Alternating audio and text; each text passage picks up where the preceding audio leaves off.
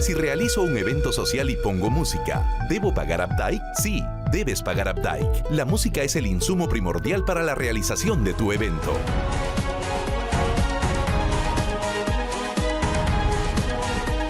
¿En esa oportunidad usted vio dinero?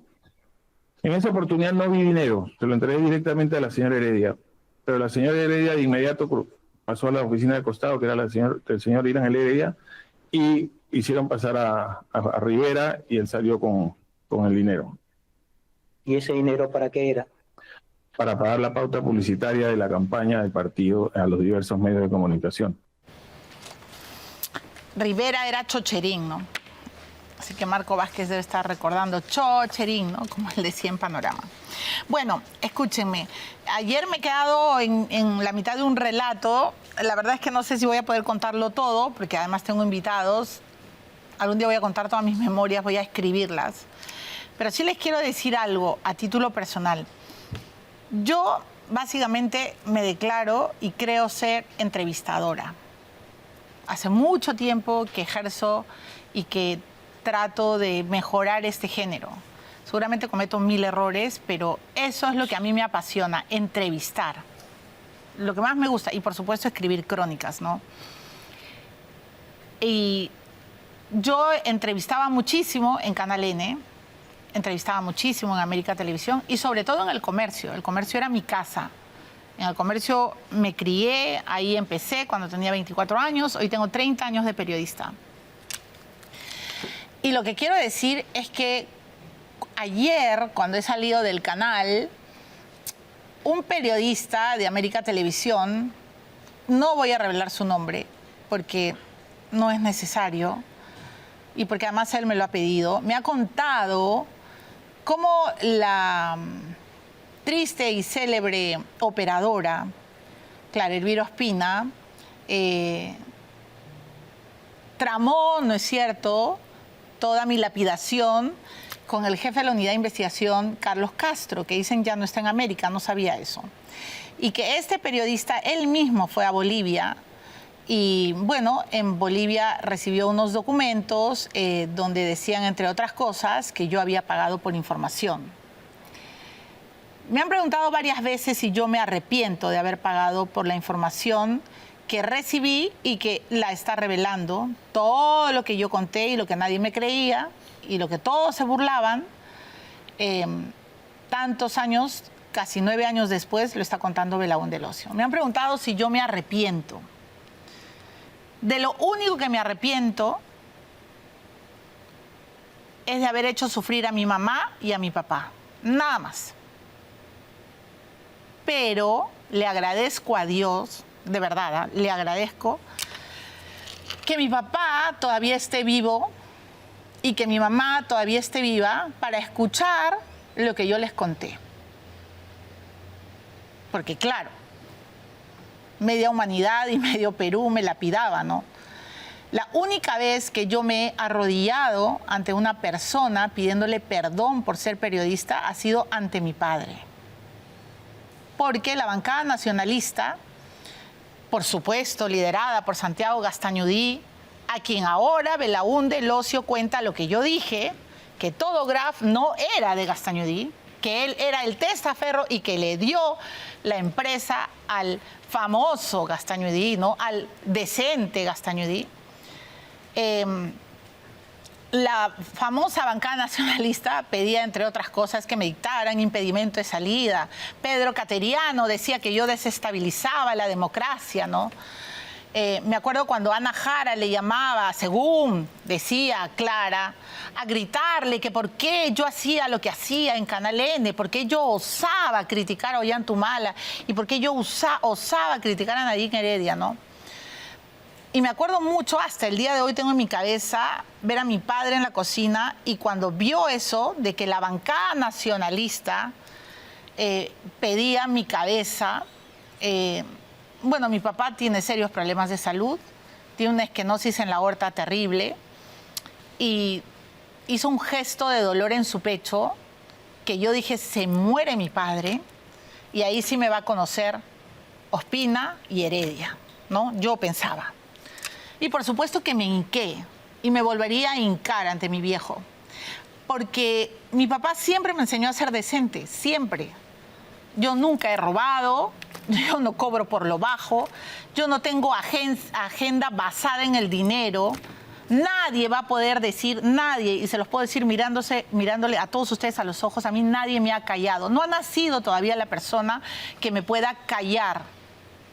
¿Por qué? Porque mi papá, entre otras cosas, tiene la culpa de que yo sea periodista. Él siempre me decía, tú puedes preguntar todo, tienes la libertad para preguntar todo. Y mi madre, que también no me va a dejar negar, no me va a dejar mentir, me decía, tú puedes preguntar lo que tú quieras. Desde chiquita yo pregunto, y he hecho preguntas bastante incómodas en mi casa y en el colegio, en fin. Y le pedí perdón a mi papá de rodillas por ser periodista, y hasta ahora me acuerdo el gesto de mi papá diciéndome, levántate porque yo te he criado. ¿Y por qué estoy agradeciendo a Dios? Porque hoy día mi papá y mi mamá están viendo a ese sujeto, a Martín Belaúnde del Ocio, contar 9 años después de mi lapidación todo lo que yo les conté a mi familia. También quiero decir, y algún día les voy a contar con lujo de detalles, que cuando Ospina me obligó a renunciar a Canal N y América Televisión, ellos me encerraron 3 horas. 3 horas me encerraron en el canal. Como yo no había hecho nada malo, yo le decía, yo te cuento todo, te enseño todo. Es más, tú no tienes idea lo que hace Ollanta y lo que hace Nadine, ¿no? Yo creía que como ella era colombiana no entendía, pero no, obviamente, claro que entendía todo. Ella estaba jugando en pared porque era una operadora, esa es mi opinión. Para mí ella siempre fue una operadora política, ¿no? Ella no sabía que yo estaba embarazada. Nunca se lo dije. Yo me enteré a las 6 de la tarde que yo estaba embarazada y 1 hora y media después yo estaba perdiendo mis 3 trabajos. América, El Comercio y Canal N. ¿Y por qué estoy contando esto? Porque si de algo me siento orgullosa es de nunca haber victimizado mi maternidad. Y ayer Lucho Meoño, de Radio Exitosa, me ha escrito porque a las 2 semanas, y perdóname Rolo que lo tenga que contar, porque hoy sí quiero agradecer, no a las 2 semanas, al día siguiente de que pasaba todo esto, yo nunca imaginé, señores, nunca imaginé que Clara iba a inventar una telenovela turca y que me iba a tratar casi como un delincuente con Verónica Linares, que tuvieron la osadía de decir todo lo que dijeron, todas las estupideces que dijeron en Canal N. Nunca lo imaginé, nunca. Le agradezco a Federico Salazar porque siempre me dio el beneficio de la duda. Le agradezco muchísimo a varios periodistas y entre ellos a Juan Carlos Tafur, que me escribió, yo no lo conocía a Juan Carlos Tafur, me escribió, lo conocía obviamente, ¿no? Me escribió por Twitter y me dijo, mira Milagros, yo sé que tú eres una periodista decente y vive tu duelo con El Comercio. Yo tenía 23 años trabajando en El Comercio y puedes venir a trabajar a Radio Exitosa. En 2 semanas te espero. Y era como que si alguien me tirara un salvavidas, pero yo solo vivo de esto. No tengo mayor fortuna que mi trabajo y que mi cerebro entrevistando y entrevistando. Cuando fui a Radio Exitosa, nadie sabía que yo estaba embarazada. El doctor Escudero, al día siguiente que me empezaron a lapidar, Ernesto Escudero, a quien para mí siempre va a ser mi doctor milagro, me llamó y me dijo que yo nunca más viera ni la televisión, que no leyera Twitter, que no escuchara la radio, porque me había costado tanto quedar embarazada que podía yo perder a mis hijos, que estaban en mi vientre. Y cuando subía a las escaleras de Machu Picchu, como yo decía, las escaleras de Radio Exitosa, la gente en Radio Exitosa decía, luego me han contado los productores, ¿no?, que les parecía sospechoso que yo todo el día pidiera chupetes de hielo. Tenía muchas náuseas. Pensaban que yo llegaba resaqueada. Pensaban que toda mi salida me había afectado tanto que de repente, bueno, pues me estaba pasando de de alcohol. O sea, yo soy abstemia, ¿no? Además estaba embarazada. ¿Cometí 2 errores? Sí, claro que los cometí. Darle una entrevista a Rebeca Díez, de Hildebrand en sus 13, y darle una entrevista a Beto Ortiz, por supuesto. Debí hacer lo que yo siempre le recomiendo a la gente que está mareada por la lapidación. Cabeza fría, alejamiento y luego responder. Pero si ustedes me preguntan qué pasó, por qué te complicaron la vida, porque inventaron una asquerosa, nauseabunda historia que nunca imaginé, jamás lo imaginé. Y recuerdo cuando Beto Ortiz me dijo, después de entrevistarme, que yo no había sabido explicar bien mi relación con Belaúnde Locio, ¿no?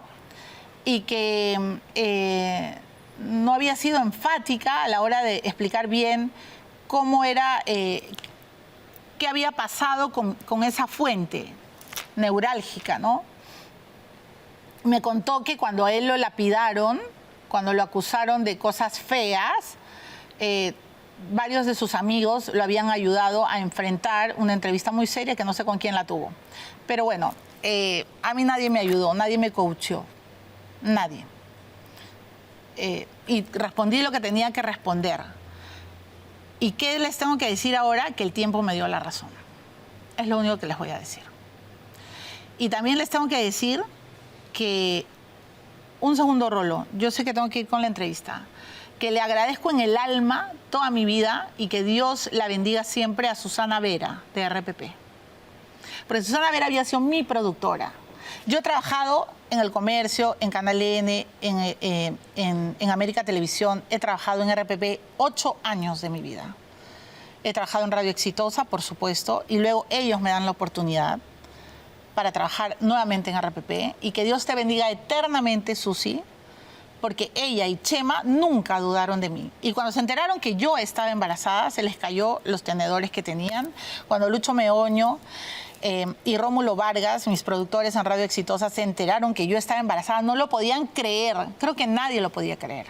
Y creo que los que creían que esta noticia me había, pues, no sé, hasta me daba náuseas y yo vomitaba por esto, yo sonreía porque yo estaba embarazada de mis mellizos. Y Joaquín y Antonia me salvaron. Ellos me dieron vida.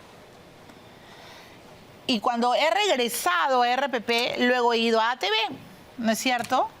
Y de ATV, bueno, me ha sacado en la política pura y dura, los fiscales de Lavallato, me han sacado Vizcarra, ¿no? Que no querías, imagino pues que no lo sigue investigando. Me acuerdo que fui parte de la preventa de ATV y luego me dijeron que ya no querían que yo haga política y me quedé sin chamba. Y llamé a Erasmo Won, yo llamé a Erasmo Won y le dije sí que todavía él quería trabajar conmigo. Y me vine a Willax y he trabajado con mucha libertad y sigo trabajando con mucha libertad. ¿Y por qué les tengo que contar todo esto? Porque yo me debo a mi público. Y mi público y la audiencia y la gente que sigue mi carrera siempre me bendice en la calle. Y siempre me dice que rezan por mí. Y es lo único que tengo que agradecer. Y otra persona que siempre creyó lo que yo contaba es la doctora Vilca Toma. Porque la doctora Vilca Toma, incluso cuando fue procuradora, yo me siento culpable de su salida. Yo le dije, cuente todo, que Figalo le ha dicho que todo lo que cómo la ha puesto contra las cuerdas, cuando usted se ha atrevido a investigar a Odebrecht, si sale en América va a estar blindada. Mentira, ¿no? Luego la votaron. Yo siempre me sentí culpable de la renuncia, del despido a Jenny Vilca Toma de la Procuraduría. Y luego Jenny Vilca Toma, cuando era congresista, fue donde Belaúnde Locio. Porque yo le he contado, ella no me va a dejar mentir, varias veces lo que el gran amigo de Ollanta y de Nadine me había a mí narrado, y la doctora Vilca Toma ha ido varias veces a la cárcel a entrevistar a Belaúnde Locio. Por eso la he llamado hoy día. Y seguramente me voy a olvidar de mucha gente, porque mañana voy a seguir agradeciendo, pero también le agradezco al doctor Nakazaki. Porque el doctor Nakazaki, cuando me defendió, me dijo, tú siempre, Milagros, has dicho que yo defiendo al demonio. Porque bueno, pues comprenderán que algunos seres que el doctor Nakazaki ha defendido son bien, ¿no?, endemoniados. Pero que también había defendido a gente buena, por ejemplo, los familiares de los señores de los jóvenes de Utopía. El doctor Nakazaki, por si acaso, nunca me ha cobrado. Yo no tengo plata para pagar a un buen abogado penalista. No soy mermelera, no soy tramposa, no soy extorsionadora, y solo una vez en mi vida he pagado por información. Y después de eso, nunca más he andado sola. Y Rolo no me va a dejar mentir. Pero eso sí, nunca traiciono a mi fuente. Nunca lo voy a hacer. Así me pongan una pistola en la 100. Y cuando me voy con Rolo, y nos hemos metido en Honduras con Rolo, en esta última etapa de mi vida, le he dicho, yo me voy contigo, Rolo. Porque el otro error que cometí fue no ir donde Belaúnde Locio con Charlie Paz, que era mi director. Y Charlie Paz nunca me abandonó. Con Charlie Paz hice Sala de Espera, que fue un programa que le vendimos a ATV. Yo embarazada, totalmente embarazada, sin poder moverme, porque tenía placenta previa. Y por supuesto adoro a Charlie Paz. Charlie Paz hoy día es el director de Vida y Milagros. Y otro día les voy a contar más de mi vida, porque mucha gente nunca ha querido saber y tampoco yo he querido contar. Pero hoy lo estoy diciendo porque estoy feliz de que mi papá y mi mamá estén vivos. Mi papá tiene 95 años, mi mamá tiene 83. Y mis papás son mis columnas. Ellos a mí me han criado bien, así como yo estoy criando a mis hijos. Entonces le voy a dar la bienvenida. ¿Qué dijo ayer? Porque tienen que escuchar bien. Lo que ayer ha dicho Belaúnde Locio es lo que a mí me contó, y no sé si se lo contó con pelos y señales a la doctora Vilca Toma. Él ha dicho que ha sido el testaferro. Él ha dado la cara, su cara pelada a sus empresas, ha creado empresas fantasmas para darle plata con consultorías falsas. ¿A quién? A Nadine Heredia. Ahora va a venir el doctor Portugal y va a decir todo esto es mentira, todo es parte de una trama. No importa. Los abogados defensores van a hablar así. Pero él lo cuenta hace más de 9 años y no cambia su guión. O es un gran guionista y ha estudiado de memoria lo que tiene que decir, o realmente está diciendo la verdad. Entonces, nada, yo solo quería decirles a mis papás que los adoro y que me alegra que Dios les haya dado vida para que vean que lo que yo dije nunca fue mentira y que estoy muy agradecida porque me supieron criar. Eso era lo único que quería decir en la televisión. Y bueno, y a Ospina no tengo nada que decirle. Sabía que habías tramado todo, que en verdad eres una pobre mujer. Y qué pena que nunca quisiste investigar a Ollantumala y a Nadine Heredia. Eso está en uno de tus libros sobre lo que no debe hacer un periodista, ¿no? Pero aquí está, vamos a escuchar el relato de cómo este hombre fue el testaferro de quién, de la pareja presidencial, ¿no? De Ollanta y de Nadine.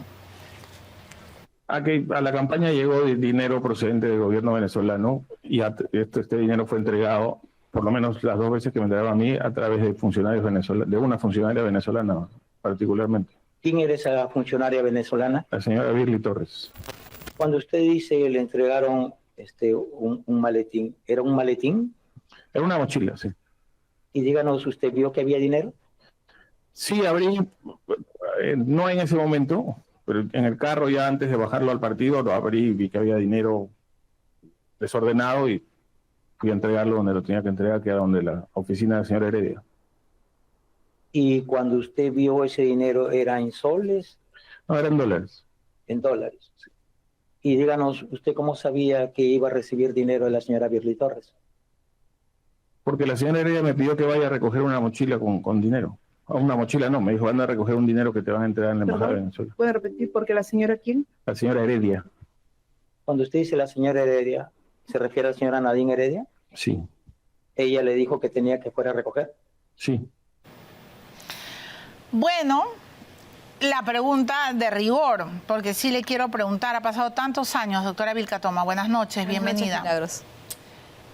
Todo ese relato que usted ha escuchado en la audiencia ayer, yo lo he seguido con mucha atención porque quería saber qué iba a contar. Le falta contar mucho más, creo. Gracias. No sé si usted pensará lo mismo, pero sí quiero escuchar su apreciación. ¿Él le contó lo mismo cuando él estaba en la cárcel? ¿Qué pasó cuando usted fue a buscarlo?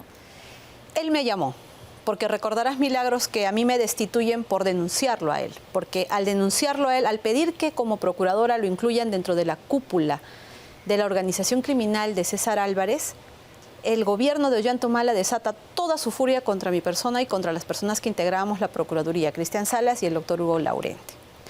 En ese momento entra a tallar el ministro Figalo, porque todo esto se vinculaba a la empresa Odebrecht en aquel momento. Entonces el ministro Figalo nos cita a Cristian y a mí y nos presiona prácticamente y nos dice que qué hacíamos metiéndonos con Odebrecht, que Odebrecht ponía y sacaba presidentes en el país. Recuérdele a la audiencia quién era Figalo. Era Figalo era de... nada más y nada menos que el ministro de Justicia. Correcto. Un ministro de Justicia abogando por una empresa corrupta. Ante una procuradora. Ante una procuradora que había sido nombrada por el presidente de la República y que tenía que luchar a nombre del Estado. ¿Qué pensó cuando usted escuchó esa expresión del propio ministro de Justicia que le llamaba la atención? ¿Qué pensó en ese momento? Entendí claramente que la empresa Odebrecht estaba vinculada a Ollantumala. O sea, que no terminaba la organización criminal con César Álvarez, porque había tanto poder y tanta corrupción que entendí que directamente el presidente de la República del Perú en ese momento, Ollantumala, estaba vinculado. Y obvio, ahora Martín Belaúnde lo ha verificado con otros testimonios más. Odebrecht financió el partido, financió la campaña de Ollantumala. Entonces, Ollantumala fue un obrero, un peón de esta empresa corrupta, y eso se ha corroborado en el tiempo. Y cuando lo llama Belaúnde, Belaúnde Locio y usted va a la prisión, ¿qué le dice? Lo que pasa es que a partir de ese momento en que me destituyen, yo seguí una persecución sostenida en el tiempo contra todos los actos de Martín Belaúnde Locio. Recordarás, en cada entrevista yo lo denunciaba que tenía protección. Y eso llevó a que él se fugue, incluso porque las denuncias que yo hice dieron resultado y eso dio lugar a que se fugue. Pero luego lo llevan a un arresto domiciliario. Lo llevan a un arresto domiciliario, estaba en una clínica, yo seguía investigando porque consideraba irregular que él esté en una clínica prácticamente en una cárcel de oro. Entonces, en ese momento, previos a los días de Navidad, él me manda a llamar. ¿Y yo no entendía por qué, porque éramos enemigos frontales. Enemigos públicos. Públicos, por mi posición como procuradora y él como la persona que había denunciado en los diferentes cargos como fiscal y como procuradora. Yo primero indagué las razones por las que me convocaba y luego decidí ir con mi equipo. Y él procedió a informarme que él me llamaba para contarme toda la verdad. Para ser él quien corroborara que todas las denuncias que yo había hecho desde el momento en el que salgo a la luz con todas estas irregularidades, era verdad.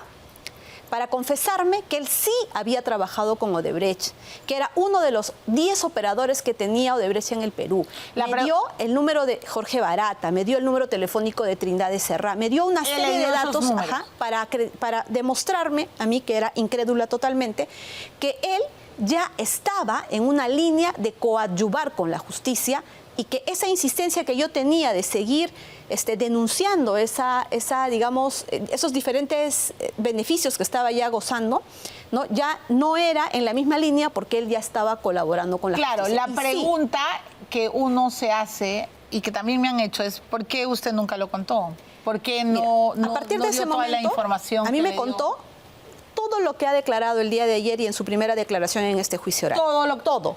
Es más, yo no he ido menos de 10 veces. Yo he ido con todo un equipo y hemos transcrito cada una de las palabras que nos ha dado. Hemos recibido información, documentación y tengo los manuscritos del mismo Martín Belaúnde que me dibuja la organización criminal liderada por Ollantumala. ¿Esa información se contradice? ¿Hay algún cambio con lo que dice ahora? Porque los abogados de Ollantumala han dicho que él es un hombre desesperado. No, de ninguna manera. Ese hombre desesperado ha estado 5 años en el penal, con prisión preventiva, acreditando cada uno de estos dichos. Porque si él sale luego es después de que los fiscales han corroborado esta información. Es decir, toda la información que él dio, que yo en ese momento también tuve que guardar reserva ante los medios de comunicación, pero que sí la trasladé al Ministerio Público para pedir la detención preliminar de Jorge Barata y de los funcionarios de Odebrecht, ¿no? Lógicamente no podíamos difundirlo por los medios de comunicación porque él todavía estaba en un proceso de corroboración y de homologación de su procedimiento de colaboración eficaz. Tengo que terminar la entrevista, pero doctora, la voy a volver a invitar porque usted sabe mucho de este caso. Así. Además, la doctora Vilca Toma sabía de la A a la Z todo el caso Centralita. Ella, bueno, y tengo que decirlo, fue una persona además que nos ayudó mucho como procuradora a entender a los periodistas que entonces hacíamos No culpes a la noche y Sin peros en la lengua, los programas que yo hacía en el N y en América, a entender toda la trama, porque yo antes de eso no hacía política. Así es, también todo nace tengo con que la aclarar. centralita. Todo nace con la centralita. Mi paso a investigar el lado oscuro de la fuerza nace con la centralita. Doctora, ¿qué viene? Porque ahora va a venir el abogado Portugal. Sí. Y él está convencido de que todo lo que ha contado Belaúnde del Ocio se va a caer, porque no ha corroborado, porque entra en contradicciones y un largo etcétera. En su opinión, ¿qué va a pasar? Bueno, el doctor Portugal tiene que sostener, lógicamente, una estrategia de defensa, pero el doctor Portugal desconoce todos los antecedentes y desconoce cuál es la línea en el tiempo que ha seguido Martín Belaúnde del Ocio. Él es más bien una persona que desde el 2015 ha aportado información que incluso es más valiosa de las que han brindado los colaboradores eficaces de Brasil.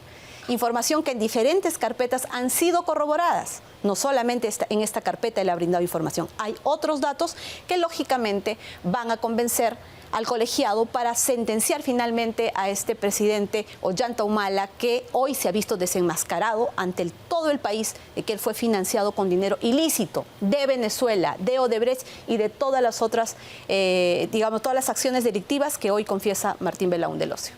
Bueno, muy bien. Gracias, doctora Vilca Toma, por haber venido al programa. La próxima semana la vuelvo a convocar. Muy bien.